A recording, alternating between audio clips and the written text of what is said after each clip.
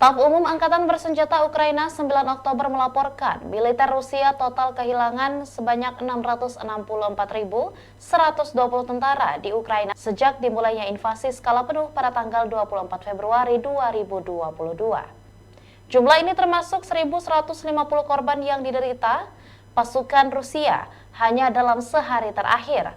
Rusia juga kehilangan 4 tank, 19 sistem artileri, 31 pesawat tanpa awak dan 12 kendaraan khusus militer dalam 24 jam terakhir.